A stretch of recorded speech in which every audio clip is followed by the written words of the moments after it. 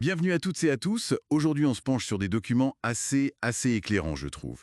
Une comparaison entre la Corée du Sud et la France sur l'investissement dans les transports publics. On a des extraits sous les yeux, intitulés Corée, l'usager roi et l'investissement qui porte ses fruits.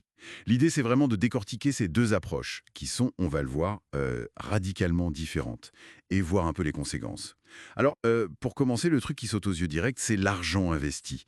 Les chiffres des sources sont assez dingues. 15% du PIB pour les transports en Corée. Oui, 15%. Et en face, la France, on serait à 8%. C'est, c'est presque le double, quoi. Qu'est-ce que ça nous dit, au fond, ce chiffre? Bah, ça nous dit beaucoup de choses. Au-delà du montant lui-même, ça révèle une philosophie, en fait. Les documents insistent là-dessus. L'approche coréenne, c'est l'usager roi. Le transport public là-bas, c'est pas juste un truc pratique. C'est vu comme un service public absolument essentiel. Et ça justifie, d'après les textes qu'on a, des subventions qui couvriraient 70% des coûts. 70%, oui. Et si on compare avec les 45% mentionnés pour la France dans ces mêmes documents, ben, le décalage est énorme.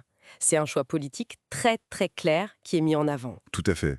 Et il y a même une citation dans les documents qui illustre ça parfaitement, je trouve. Notre gouvernement considère que retarder un citoyen, c'est retarder le pays. C'est puissant comme affirmation. Ah oui, c'est une posture forte. Et ça contraste vraiment avec ce que les notes suggèrent pour la France, où, bon, l'impression, c'est plutôt que les usagers, ben, ils doivent faire avec, quoi. Les retards, les grèves. C'est un peu la routine parfois. Mhm. Il y a une autre phrase aussi qui m'a marquée.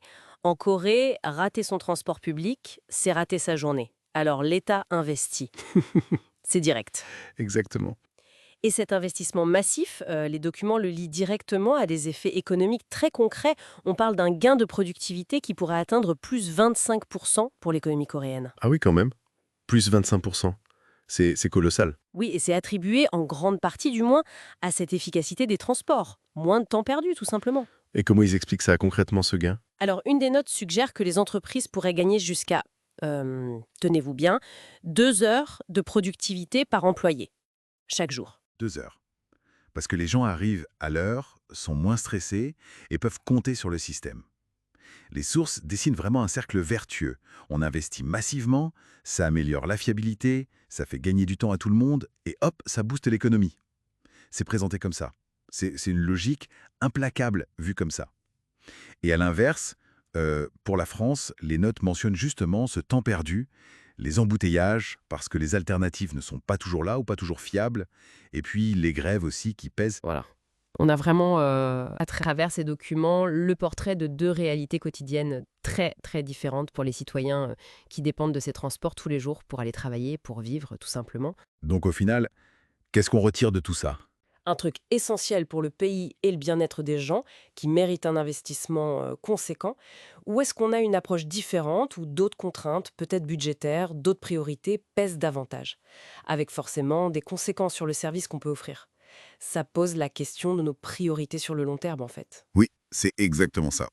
Donc si on résume, les sources suggèrent très fort qu'une volonté politique claire, appuyée par de gros moyens financiers pour les transports publics, ça peut vraiment payer, économiquement, socialement.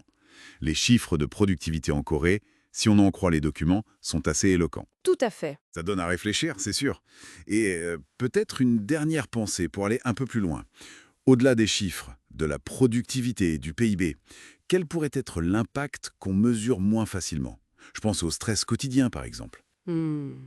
Oui. Ou même le sentiment d'être efficace dans sa propre vie, la qualité de vie en général. Comment ces deux approches très différentes façonnent ça au jour le jour pour les habitants? C'est une question intéressante, je trouve. Oui, c'est une excellente question. L'impact sur le vécu, sur le bien-être, c'est sans doute tout aussi important que les chiffres économiques. Voilà, de quoi continuer à creuser. Merci pour cet échange. Merci à vous.